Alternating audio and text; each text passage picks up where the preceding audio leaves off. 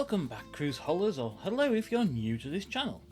In this video I take you through all you need to know about the cruise port of Palma on the island of Majorca. For many visitors, the city of Palma de Mallorca is simply where you arrive at the airport, and then you head off to one of the many holiday resorts on the island for a sun-soaked, fun-filled holiday.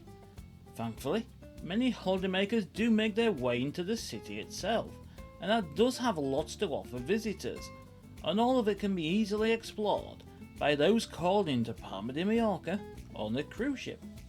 Palma is the capital city of not only Majorca, but also of the Balearic Islands themselves, but from our point of view, it is also the most important cruise port in the archipelago. Although you will need to take a shuttle bus from the cruise terminal to the edge of the town centre, or set off on quite a long walk around the massive city harbour, the actual city centre of Palma is very walkable and makes for a great stop for those cruising around the Mediterranean. In this video, I will look at what I believe to be the most important aspects of a cruise port of call, including the attractions on offer at the port, the excursions that can be taken from the port, the facilities at the port, the transportation offered, and the all-around ease of getting around the port's location itself, and also the range of cruise lines that visit there. If that sounds of interest to you, why not give us a like and subscribe if you haven't yet, and also why not let me know your thoughts on the cruise port of Palma de Mallorca in the comments below. This rating and review is based on my visit to the island and to the port in October 2023, when me and my wife sailed into Palma on board the Norwegian Prima cruise ship on a repositioning journey between Southampton and Barcelona. Before visiting on the cruise, both me and my wife had visited Palma on a few occasions, but never actually together, so we knew exactly what we were in for.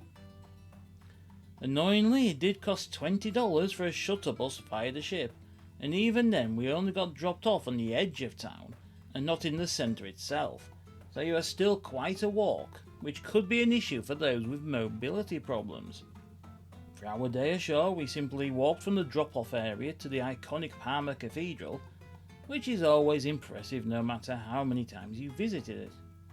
From there we set off into the town and headed for the historic railway station to look at the Solar train.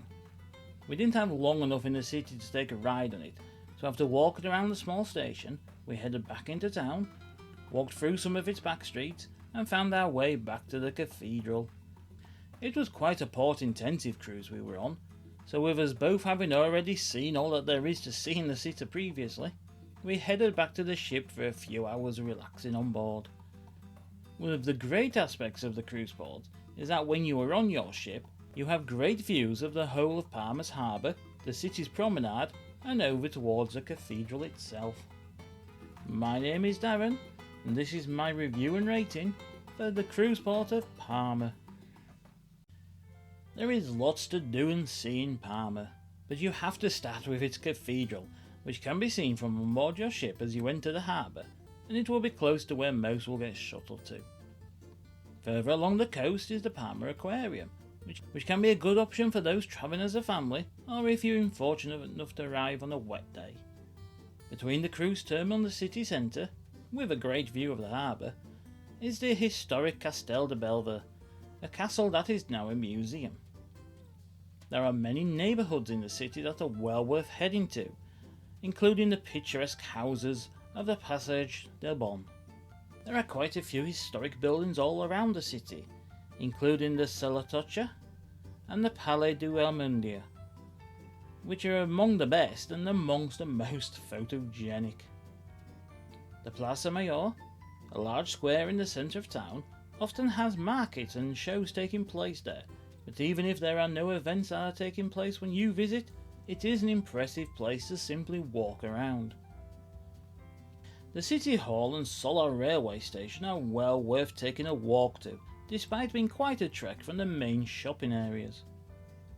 To the southeast of the cathedral is the Old Town of Palma, which still features many buildings and streets from its Islamic past. There are a few beaches on the outskirts of town that can be a great place to relax and make the most of the sunny weather and blue skies. So whilst not an all-action type of port, it has to be said, there is a decent mix of attractions and all the sorts of things you would expect from a major Spanish city. So for the attractions of Palma, we give it a 7 out of 10 rating. If you have already visited Palma, or perhaps you are spending time on holiday in the city after your cruise, so you want to head off and explore, there are lots of options for shore excursions from the port. You can of course book a coach tour of the city, and with the often steep shuttle prices, it is a great option for those who have never been there or if you have mobility issues. A popular excursion out of the city is to see the famous Caves of Drac in the southeast of the island. Palma is known for its wine, and there is often a chance to explore a vineyard or two and try a local tipple whilst off on excursion. A great excursion for me, but one that does come with a hefty price tag, is to take a trip on board a historic train from the centre of Palma to the beautiful town of Soler, which is like stepping back in time. There are also the usual boat excursions on offer, where you simply sail off out to sea or go dolphin watching or just enjoy time on a party boat. So when it comes to the excursions on offer in Palma, you are a little bit limited and they are a bit repetitive when you compare them to other ports in the region. So for excursions, we give it a 5 out of 10. The cruise port of Palma is well equipped for every type of visit, as it can handle even the world's biggest ships that are either home porting, getting turned around, interporting, or simply calling in there as a port of call, which is what me and my wife did. If you dock at the main terminal, there are plenty of facilities, whilst if you dock on the outer wall, it's very limited in the facilities that are on offer. But as you're only there on a visit, all you really need are shuttle buses which do park close to the ship. So it's a bit of a mixed bag really, and with it being so far from the city centre and with some of the facilities quite lacking, it can make it a little bit of an awkward cruise port for those setting sail from there, arriving there, or for even those just having a day ashore. So for facilities, we give it a 5 out of 10. As mentioned, getting around can be a little bit tricky. If you take the shuttle to the port gate, you're a long way from anything. If you do the paid shuttle that takes you to town, it doesn't actually drop you off in town and you're still a long walk from most of the things you want to see. You can walk to the main road for service buses to the city centre, or if you're heading down to the coast to popular tourist resorts such as Palma Nova. If you want to explore on your own and don't want to pay for the shuttles, you do have a long walk for a taxi, although there is the option of taking a hop-on hop-off tour bus, but again, that's quite a walk, so all in all it's quite an awkward one for getting around. Or at least without a cost for getting around. So, with all that in mind, we give it an average 5 out of 10. The cruise port is located in the far southwest of the vast port of Palma and far from the city centre and most of its attractions. It's well over an hour walk from the cruise terminal to the centre, but there are some bars, cafes and shops along the way, and you do get to walk along the harbour promenade. If you are embarking or disembarking in Palma, you will dock at the main cruise terminal, whilst those stopping off at the port could either be at the main terminal or on the outer wall of the port, and even further from Palma itself. So as is so often the case in the Mediterranean and its vast working ports that you arrive at, the cruise terminal is a bit of an afterthought and you are well away from the city itself, so it's not an ideal location. So with that in mind, we give it a 6 out of 10 with a small boost for the great views you do get from your ship looking back towards the cathedral. There are plenty of options for those wanting to experience visiting the port of Palma on the cruise, including round trips from the UK, fly cruises starting from other ports in the region or from the city itself, repositioning cruises, and also holidays where you spend time on land at one of the major holiday resorts on the island before or after your cruise. Perhaps best of all is the range of cruise lines that call into there or that actually home port there.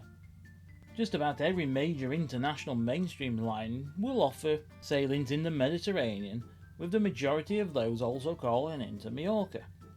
Lines such as Marella specialise in offering holidays both on land and at sea, starting or ending in the port. It is also popular for more luxury lines and for smaller ships that are hopping around the islands of the Med.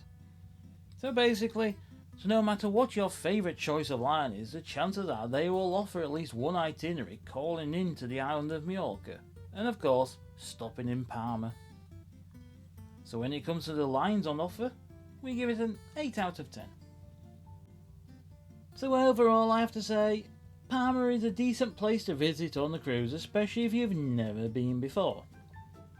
It does have its strengths, such as the attractions and the size of the city, and of course the choice of lines that you can visit there, but it does have its negatives, such as limited excursions, limited facilities, although that does depend on where you dock, and also the location of the port.